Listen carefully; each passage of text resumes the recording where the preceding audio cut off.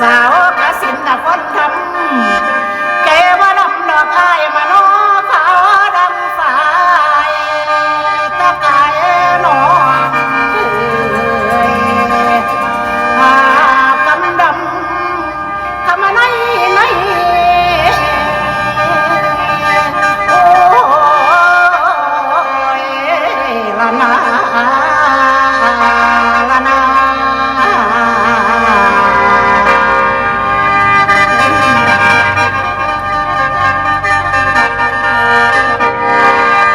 แล้วขอเชิญชวนพี่น้องไปท่องเที่ยวกาฬสินธุ์กินผ้าไหมแพร่ว่าสง่างามคนลือ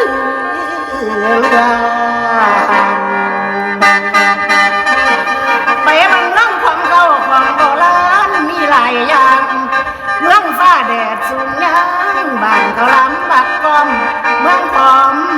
เขาแต่เก่าลังไปทั้งกรมมาลาใส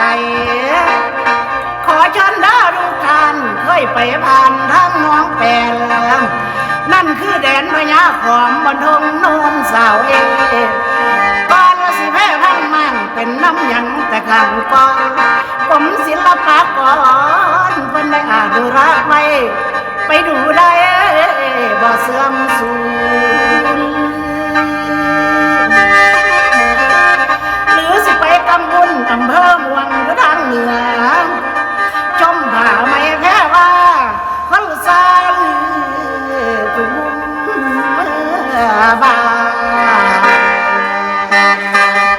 ไปบางสัตว์โบราณอยู่ทั้งเมืองคุ้มเขาอยู่ทั้งผู้คุ้มเขาไดโนเสาร์ตัวบักใหญ่อยู่ทั้งอำเภอใบสหัสกันเดอร์พี่น้อง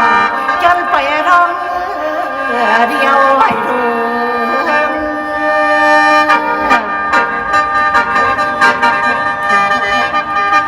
สิไปเคลื่อนลำเปล่าขอฉันได้พี่น้องให้ไปเที่ยวยักกันขาฉันเดินมาเคลื่อนลำเปล่าบอกข้าวมาบอกข้าวให้มาเที่ยวแล้วน้ำสีเขียวลงเรือเล่น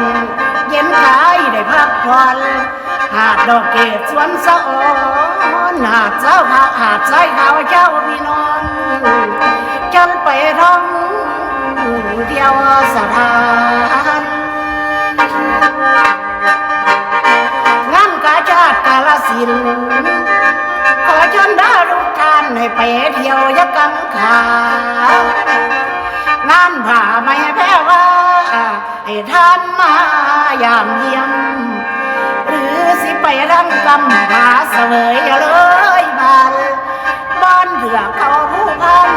เป็นสถานเดียวท่องเชิญพี่น้องเดียวสถาน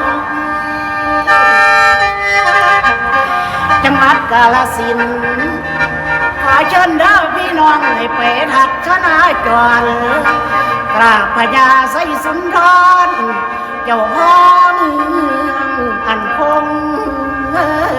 เขาให้ความเงาบันเทาหอนไปขอพรอันเย็นช่ำกราบเจ้าพ่อองค์ดำสิ่งศักดิ์สิทธิ์คู่บ้านมานานลำเก่าสมัยทั้งกุดสิมกุมเก่าไปบังเด้อน้องไงไปบังเด้อน้องไงเป็นเมืองเก่าอันงามหรูตีตำเภอหน้าคูแก้วผู้ใดบ่ไก่ลำฝากเสียงลำน้ำมาเอิญขอวอนแฟนทุกท้องถิ่นไปเที่ยวเมืองกาฬสินธุ์เฮายินดีถ้าละก่อ